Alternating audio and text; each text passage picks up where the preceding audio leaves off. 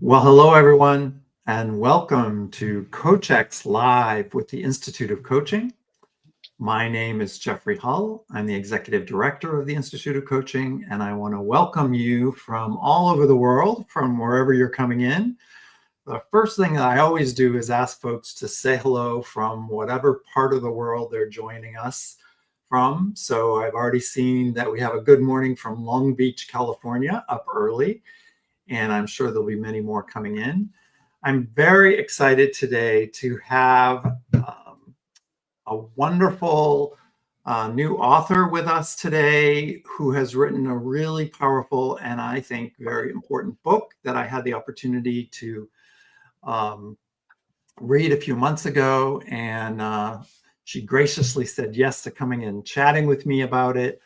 So I want to welcome Kim Dabbs here today and learn a little bit about her book, which is called You Belong Here: The Power of Being Seen, Heard, and Valued on Your Own Terms. And I have to say, before I say much more about Kim, I just want to first thank you for joining us. And, preface our conversation by saying that what I loved about this book, and particularly at this time, in the maybe more in the US, but there's global repercussions.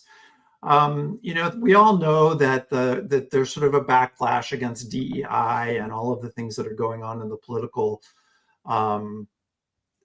ecosphere. And what I particularly liked about this book is that Kim focuses on the bigger picture, not just diversity, equity, and inclusion, but something that she calls belonging. And it's really all encompassing. And we're going to talk about that with her. But it really is bigger and deeper than any of these particular categories. And I think for coaches in particular, it's really important to have the kind of language, the kind of thinking, the kind of framing that Kim does in this book. So I'm really, really excited to have you here.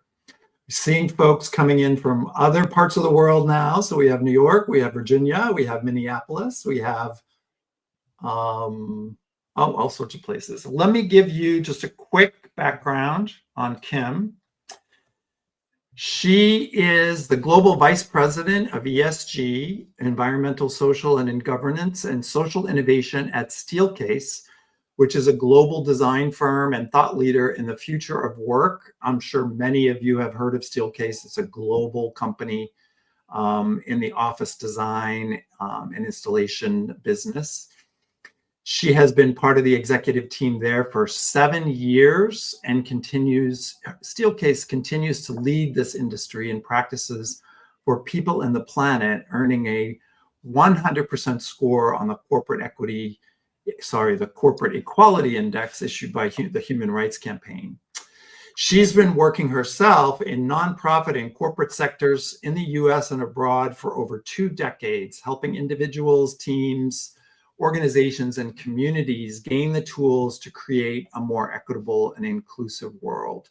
She gives talks on identity, culture building, belonging at the Massachusetts Institute of Technology, MIT, the Aspen Institute, the Drucker Forum, the Equity Lounge at the World Economic Forum, and the Guggenheim Museum in New York, just to name a few. So, she's been around the world. She has a global role in this space. And this book was really powerful read for me. So I'm so excited that you're here, Kim, and thank you so much for taking the time.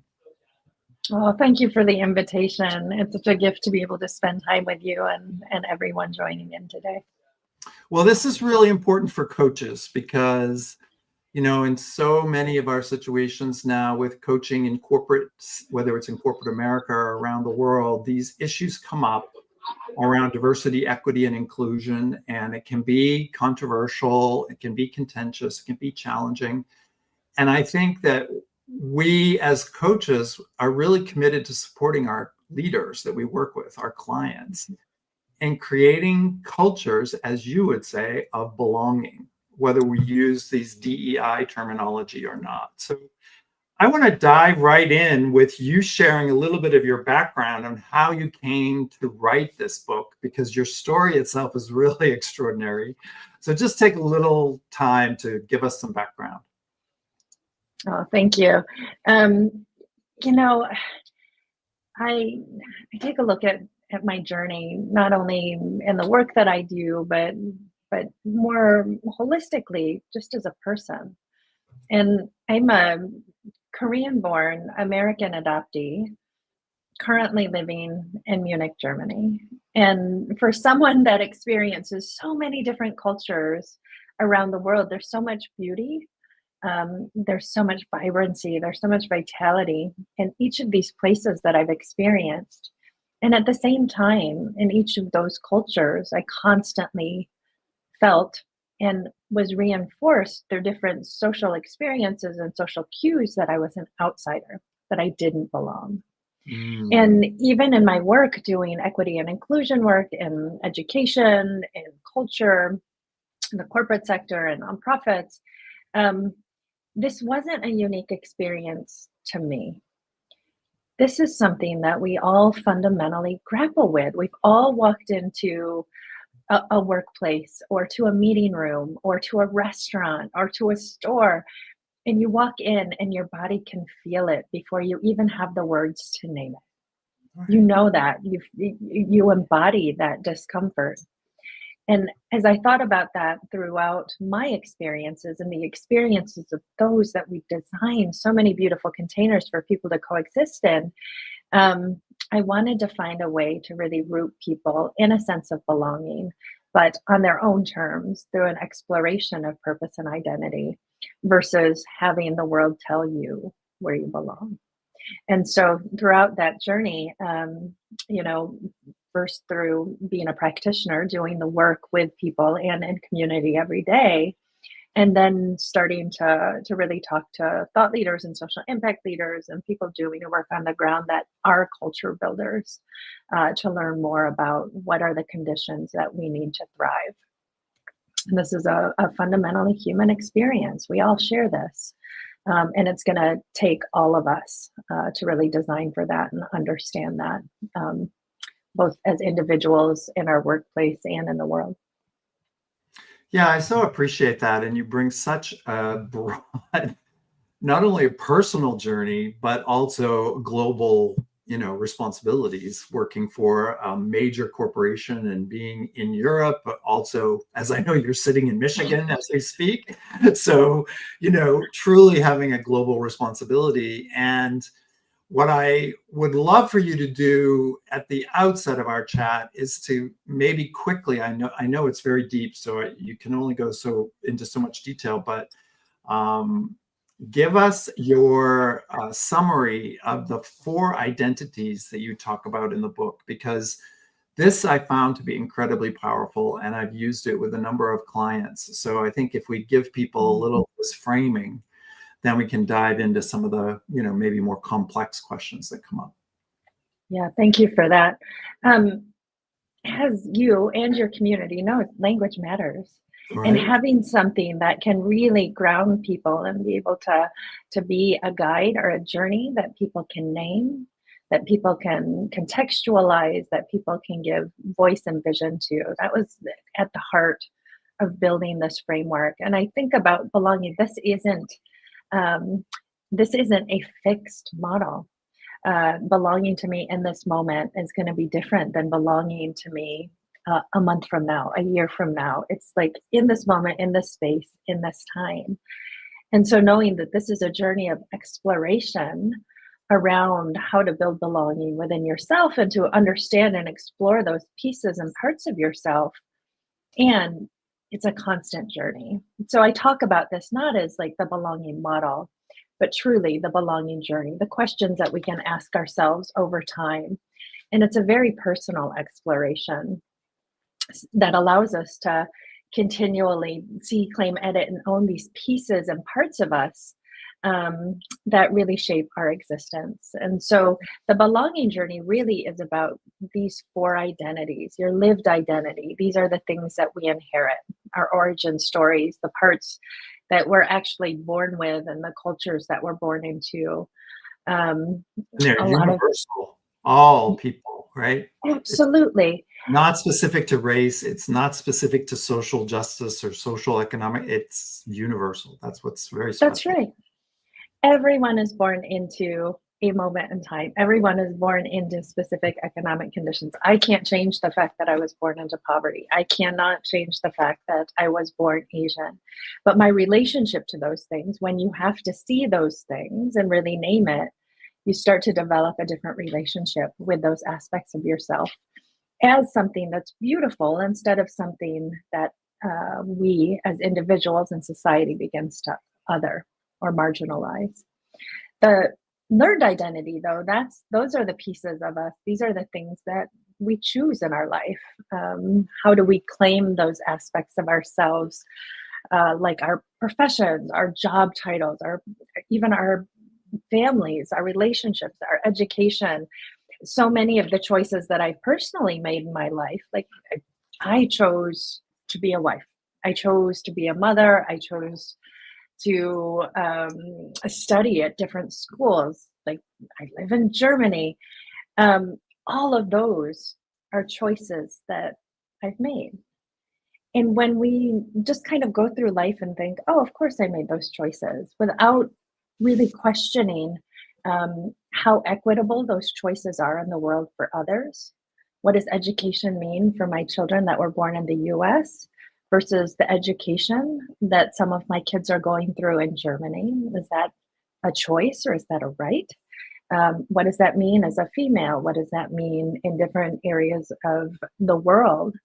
And so, what feels like a choice, a natural choice for many of us, are not choices that are shared by all. And so, really taking a look at the cultural context of those choices is also a part of our identities, and it shapes our relationship with those. I, we don't live in isolation. I acknowledge that. And so often when we understand these parts of our identities and we go out into the world, um, when society says you are the other, which happens so often to us, um, our lingering identity pops up. And this is our default position. It's the stories that we've told about, we tell ourselves about who we are and what we deserve, where we belong. And this is rooted in so many old stories we tell ourselves over and over and over throughout our lives. And you as coaches understand this. You see this all the time.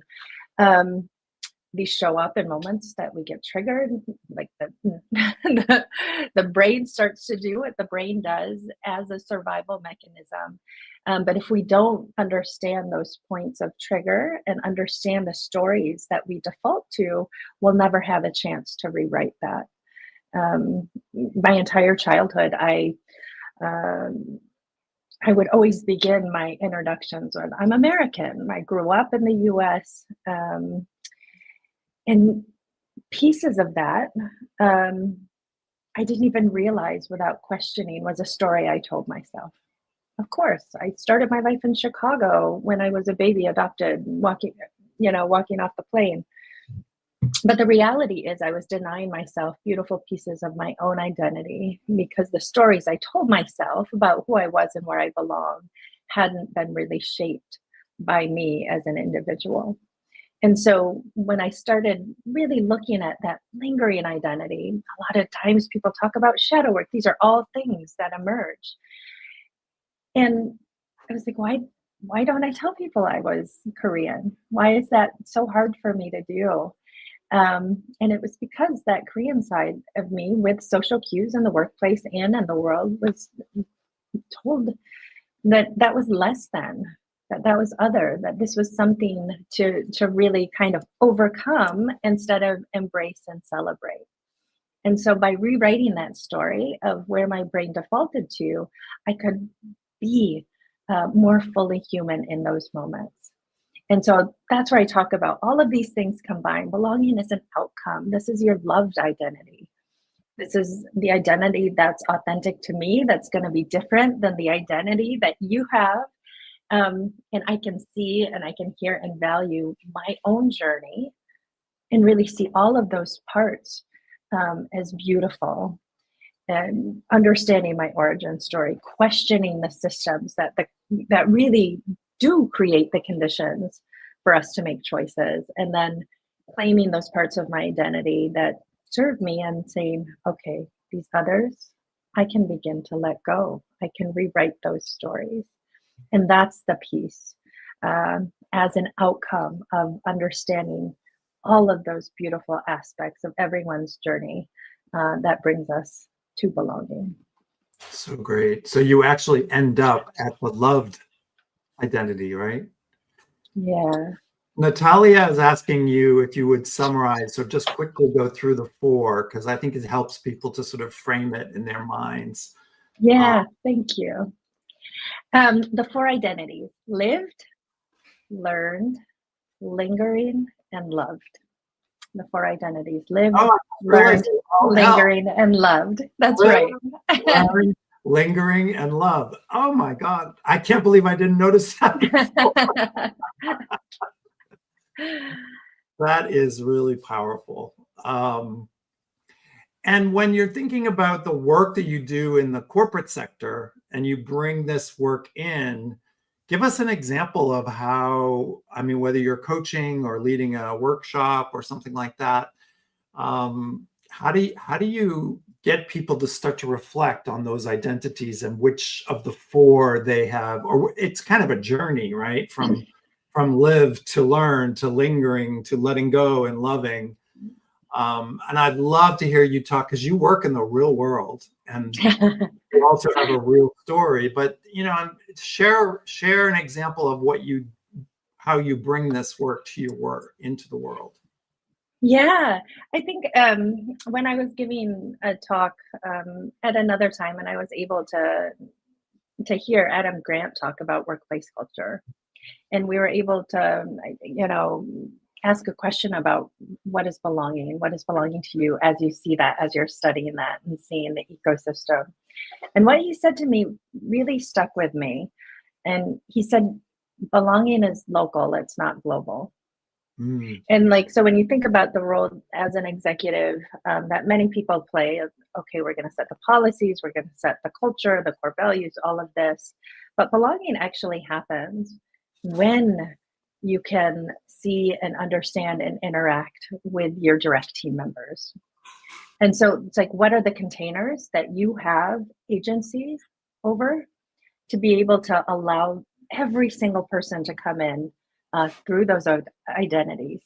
Understanding that the workplace is one of the last places in the world, I feel, where we are surrounded by people that may not share the same values, that may not share the same beliefs. That's true. We can avoid them in other parts That's of our right. life, but not at work.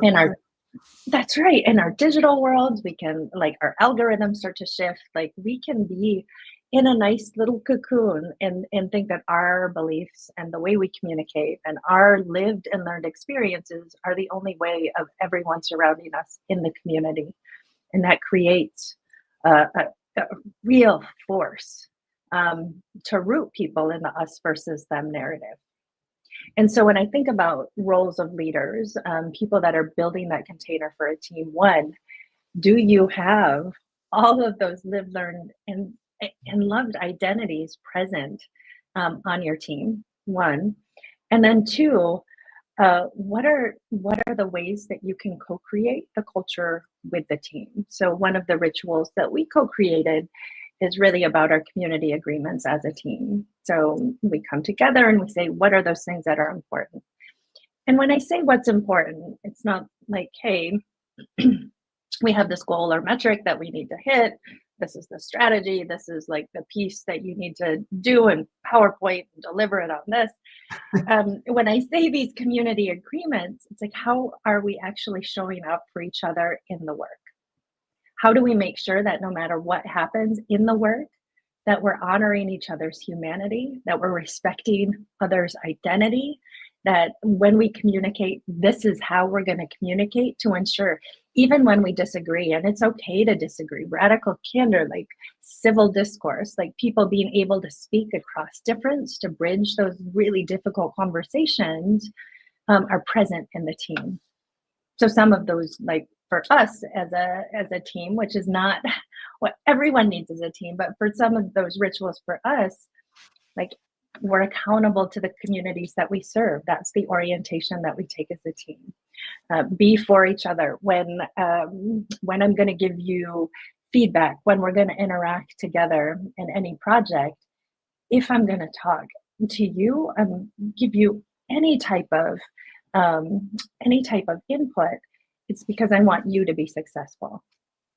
And how can I frame that? And how can I communicate in a way that isn't about being right? It's making sure that we get all of these things right, as Brene Brown says. Beautiful. And Pamelia, I think here's her name, Pamelia Robinson, is asking you to say a little bit more about the fourth identity, loved identity. And I'd like you to contextualize that in the corporate setting, because it's not always easy as a leadership coach to use that word love. And so I'm curious how you do that with your, when you're in that setting and you're at that fourth identity and you're saying, okay, you really need to create an environment for yourself as an individual and as a space for a culture of belonging where we can honor the loved identity. How do you do that? Yeah, that's there's so many layers to that one, and so many altitudes that I want to jump in. Yes, love matters, care matters, well-being matters. I think there's a fear to talk about these things, but all of these things actually are at the center of people thriving, employees thriving, teams thriving. And we start walking away from the things that actually unite us and the words and the feelings that we have. So I get how people are uncomfortable with that. At the same time, love and care and well-being and thriving are the only thing that is going to bind us together as fundamentally human.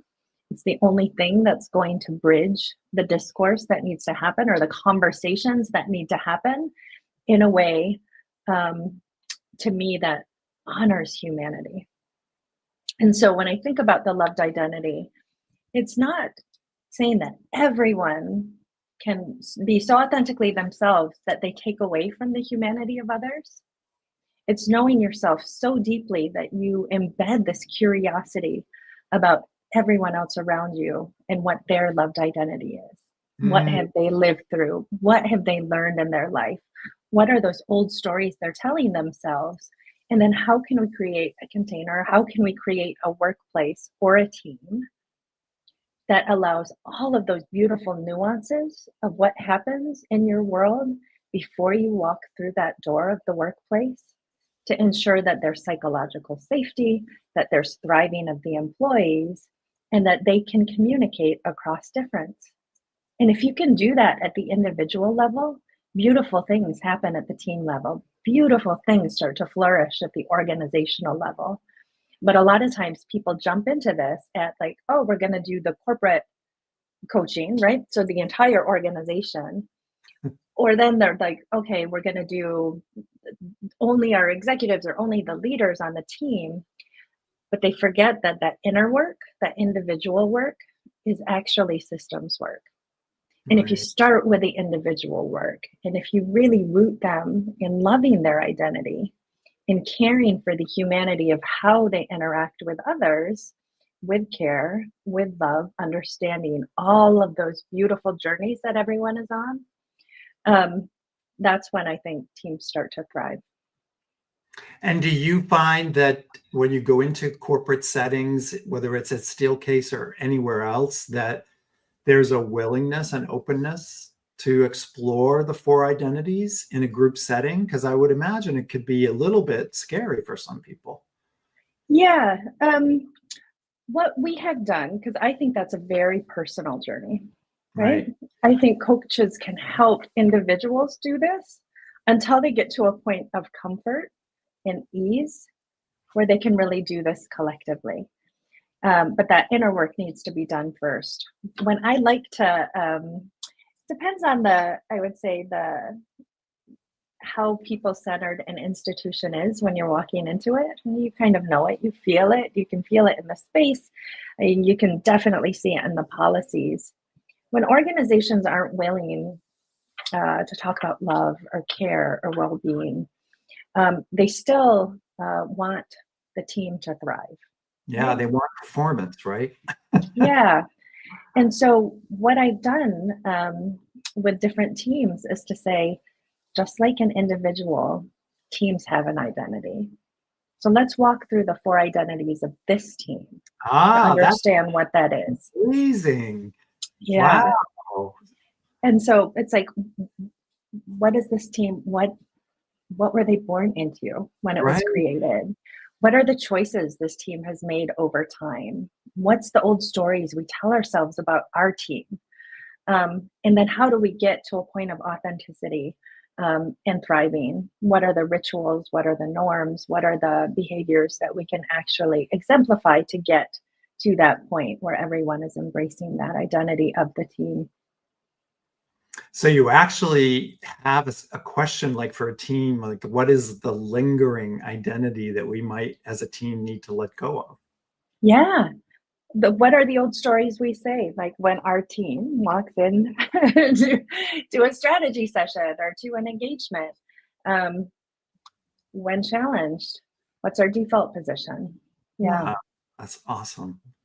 Well, we only have a few more minutes, and I am going to address the elephant in the room and get you to comment on it in your final couple minutes together, because Scott put in the chat very early on, and I happen to know that you're in Michigan as we speak. So he's Yeah. saying, can you address the elephant in the room? DEI is obviously problematic right now in America. And I'm curious, Steelcase is a global corporation, and you're in a role where you have an opportunity to influence these themes. Do you have any tips for those of us who are challenged by the fact that there are topics that are supposedly no longer acceptable in the corporate settings right now? Yeah. I have so many feelings about this that could go on for the next half hour as well.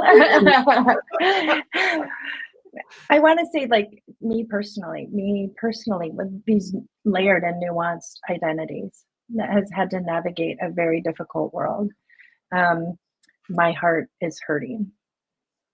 And my heart is hurting with so many people around the world whose identities are not being seen, heard, or valued.